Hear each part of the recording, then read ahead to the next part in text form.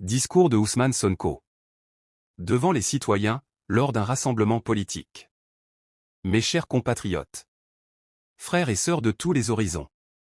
Aujourd'hui, je me tiens devant vous avec fierté et humilité, conscient de la gravité de notre mission, mais animé par l'espoir d'un Sénégal nouveau, digne et libre. Nous sommes ici pour réaffirmer ensemble notre volonté de changement, de justice, de dignité et de souveraineté. État des lieux, corruption, inégalité et perte de souveraineté.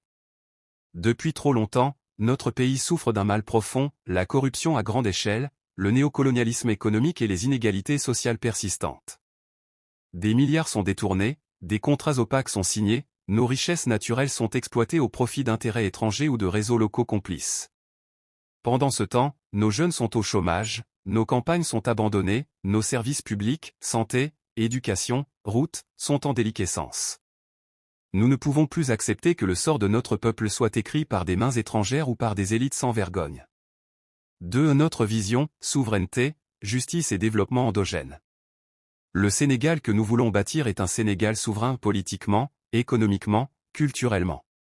Nous voulons que notre monnaie, nos ressources, nos décisions soient au service du peuple, non au service des grands intérêts étrangers. Que la justice soit véritablement indépendante, qu'on ne puisse plus acheter les juges ou réduire la loi au silence. Que l'éducation, la santé, l'agriculture soient les piliers d'un développement qui parte de nos forces internes, et non des plans imposés d'ailleurs. Que la jeunesse soit véritablement valorisée, emploi, formation, dignité. 3. Le combat démocratique et citoyen.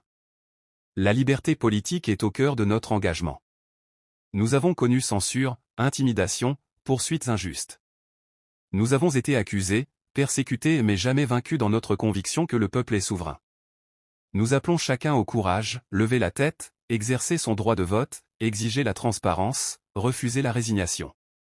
Ce n'est pas un combat de quelques-uns, mais la lutte de tous, des cités aux villages, des femmes aux hommes, des jeunes aux anciens. 4. Appel à l'unité et à l'action collective. Nous ne triompherons que si nous restons unis. Les divisions ethniques, religieuses, sociales ne doivent plus servir à nous affaiblir. Nous devons créer des alliances nouvelles autour d'un projet commun, l'intérêt du peuple, la dignité sénégalaise. Chacun a un rôle à jouer dans les quartiers, dans les marchés, dans les écoles, dans les unions de travailleurs. L'avenir ne se décrète pas d'en haut, il se construit ensemble. Promesse d'engagement concret. Si le peuple nous accorde la confiance, nous lancerons des audits indépendants dans tous les secteurs publics et privés liés aux contrats d'État. Nous reprendrons en main nos ressources. Pétrole, mines, agriculture, avec des conditions équitables. Nous réformerons la justice pour qu'elle soit équitable, accessible, impartiale. Nous construirons des infrastructures pour relier nos régions, revitaliser nos campagnes, développer nos villes. Nous investirons massivement dans l'éducation, la santé, l'emploi des jeunes. Mes chers concitoyens, notre temps est venu. Le vieux système a montré ses limites. Il nous appartient maintenant de donner vie à ce Sénégal nouveau, libre, fier et prospère.